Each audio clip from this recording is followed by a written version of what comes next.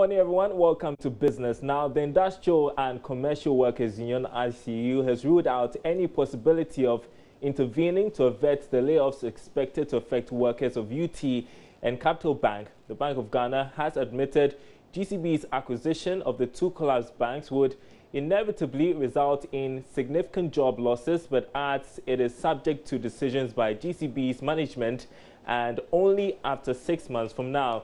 GCB, on its part, has indicated plans to conduct an employment audit to decide on the fate of the workers going forward.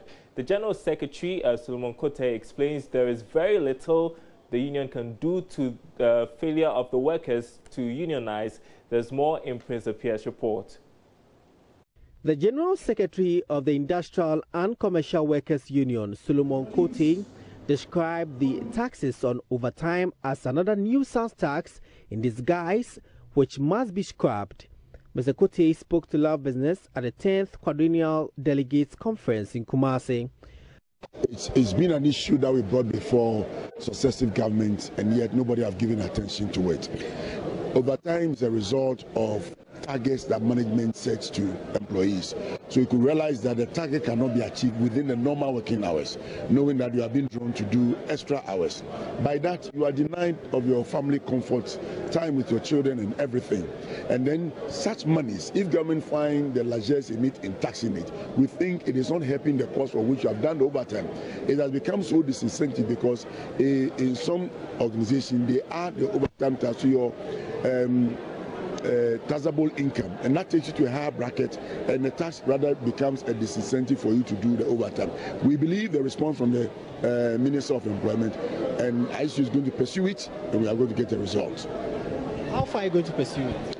We are going to send a formal letter acknowledging his own comments and statement here. He's also told us that he is in cabinet and he served at the finance within the cabinet, and therefore we believe where this voice must reach, we are going to get it there. If in the event he gives us the signal that it has gone and government is thinking otherwise, you know us as Labour, we are a pressure group. We'll call our forces together and see what we can bring to bear so far as the demand is concerned. Suggestions the collapse of UT Bank and Capital Bank could result in labor layoffs was also discussed at the conference. Mr. Kote advocates strong unionization of all workers to address any such effects on employees in future. He also reviewed plans by the ICU to reaffiliate to the Ghana Trades Union Congress after years of secession. It's over 10 years, and the ICU is saying that any resolution that cannot be resolved within 10 years, that it means both parties are wrong, because we all have the motto to say unity is strength, and yet we seem to be divided on simple issues that could have brought us together. Even though I didn't inherit it, we have both leadership within the teams and ICU have come to inherit it. So what can we do practically to get this thing behind us so that the unity of purpose and the force to drive labor concerns in this country can be more meaningful?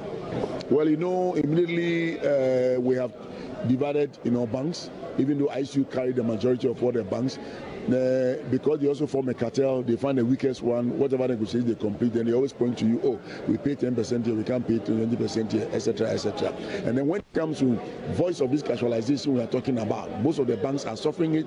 All the tellers you see out there in the banks are, casual workers. They do the work that must be compensated as regular workers, yet because we are divided, we are not able to put a pressure, because the pressure could mean we closing all the banks in the country. Meanwhile, Employment and Labor Relations Minister Ignatius Bafwewa hints of steps to pass the Occupational Health and Safety Law.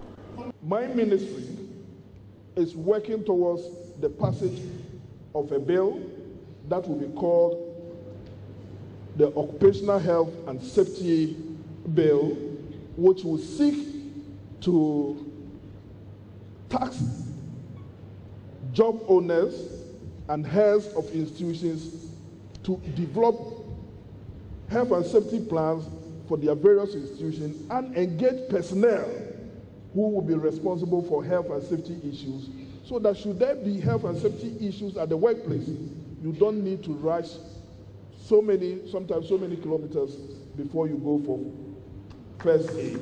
Meanwhile, Mr. Solomon Kote has been maintained to lead ICU for the next term. Prince Appiah. And that's it for Business.